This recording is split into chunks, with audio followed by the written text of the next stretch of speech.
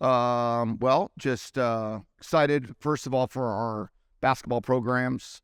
Congratulations to Coach Lloyd and the men's program for winning the Pac-12 championship, which was a blast to be at. And what a fantastic game to win the championship and to be the 2 seed in the South. And that should be a blast. I know they're starting off in Sacramento.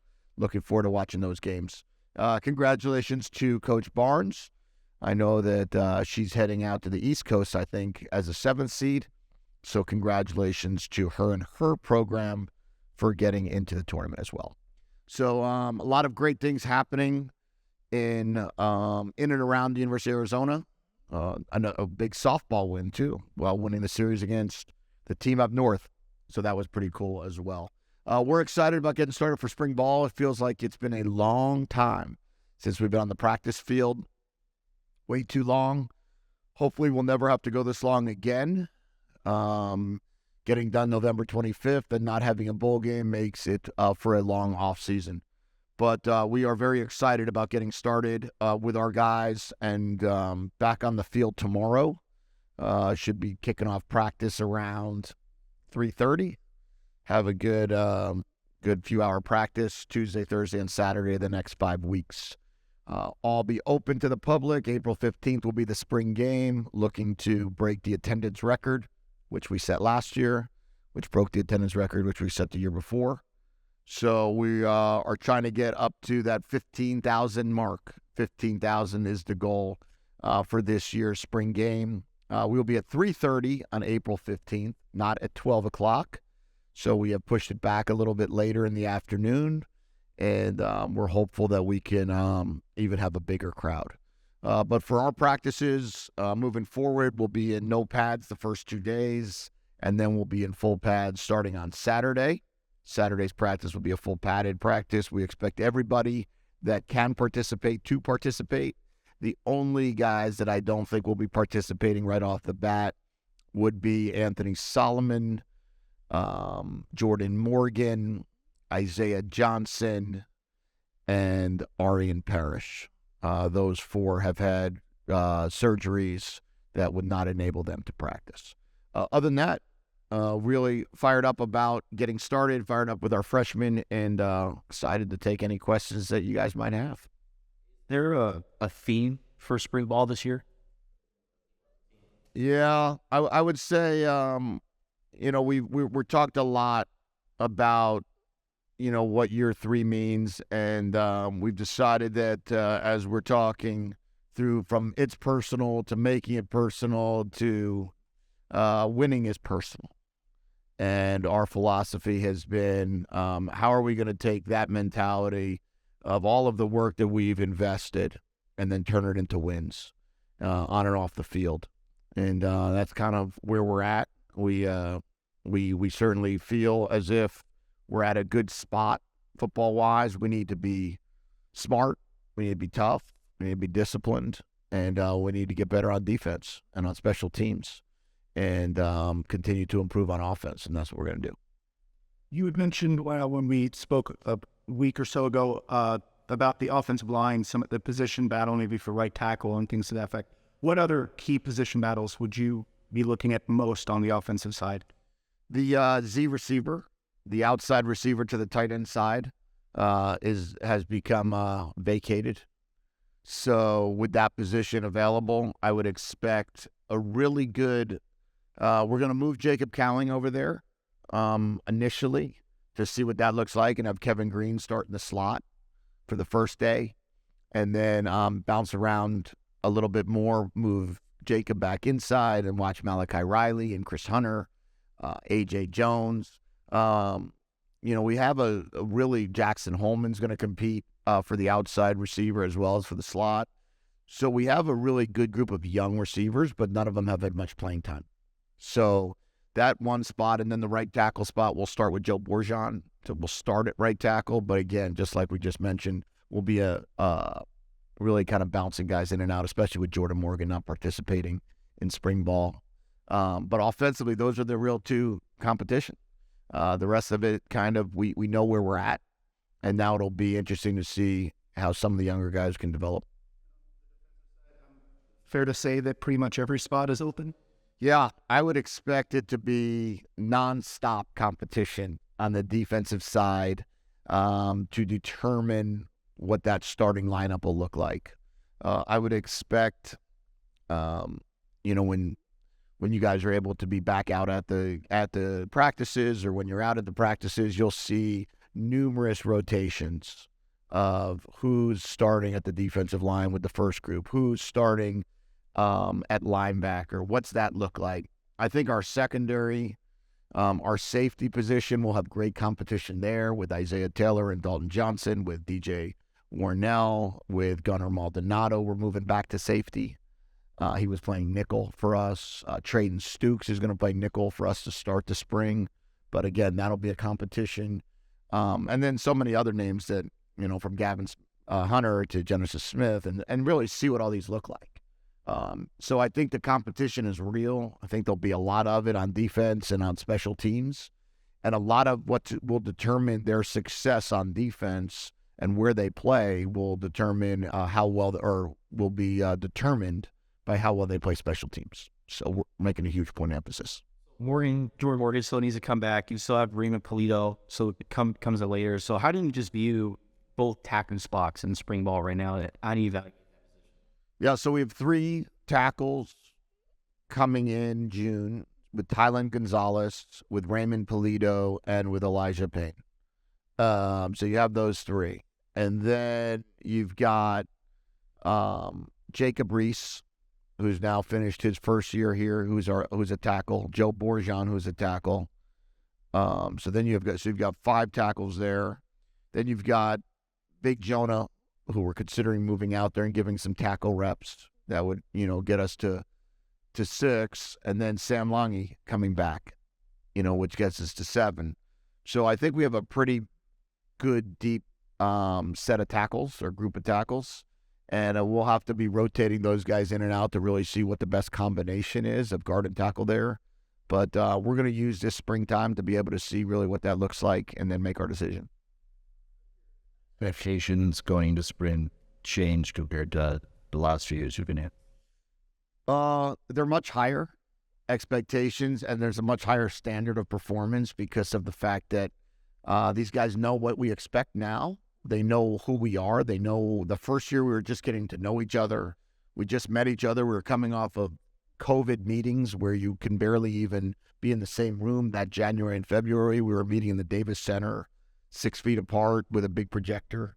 That first year, we really didn't know anyone or have recruited any of those players.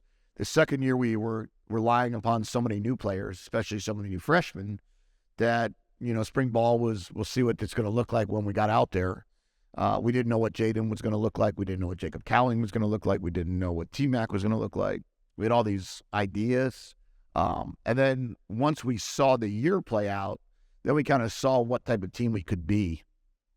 And, when you're able to beat a top 10 team, then there should be an expectation that you could do that more than once. When you're able to win games on the road, there should be an expectation you can do that more than once. So, we were able to take care of, some games that I think a year ago or 2 years ago we weren't ready to do.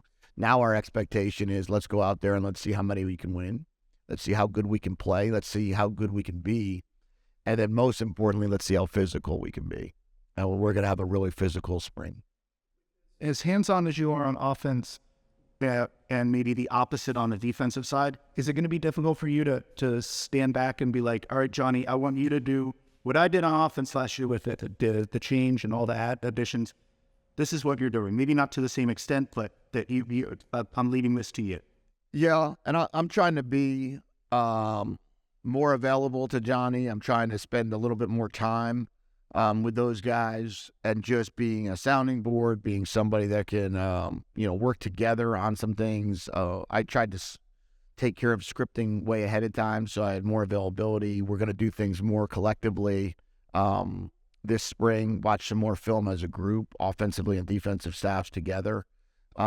Ultimately, it's my responsibility to make sure that all 3 phases are playing well. I have all the respect in the world and trust in the world in our defensive staff. I think we made some changes defensively that are really going to help us both schematically and with personnel. Bringing in Dwayne Aquina is really a huge asset for us in terms of helping to coordinate the back end with Coach Cecil and Coach Richardson, and being a conduit there with Coach Nansen.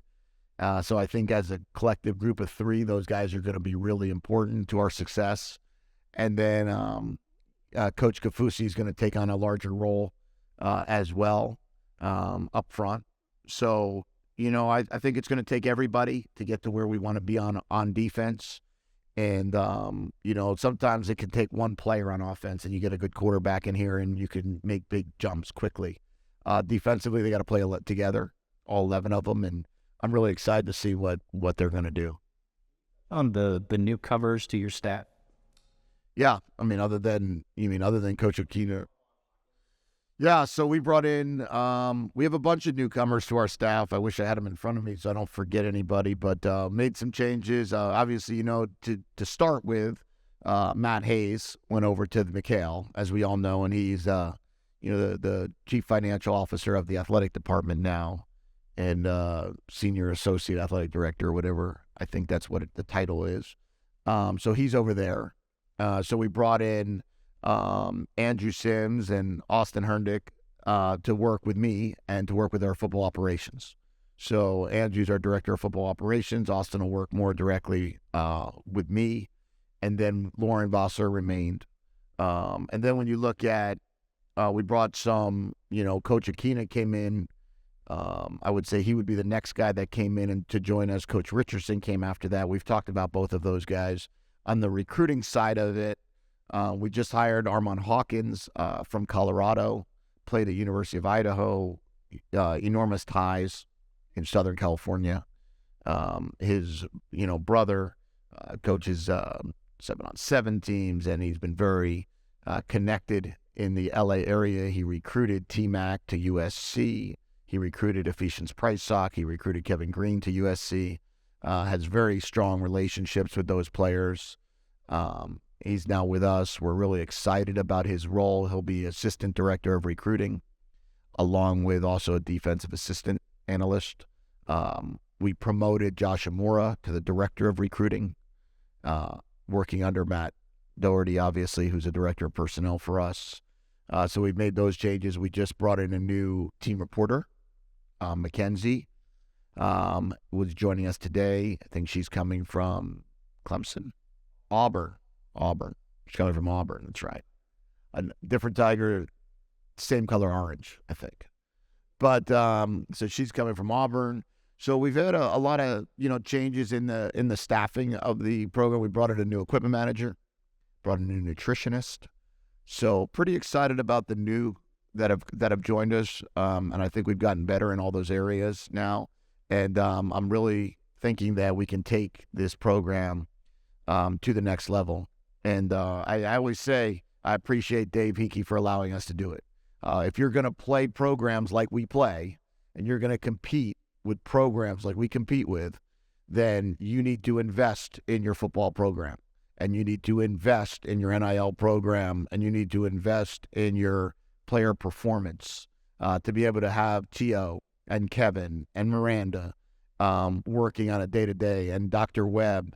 That is what we have to compete with. We have to go up against players that are being competed by Oregon, being recruited by Oregon, by UCLA, by USC, by Texas, and we're competing with those programs. And to do that, you have to be able to offer things that they're offering as well, especially when it comes down to being able to offer great facilities, great coaches, great nutrition, and a great weight room. So Dave's allowed us to do that. What do you hope to accomplish with Jedd this spring? I want him to be better. I want him to be a better football player. I want him to compete at the highest level.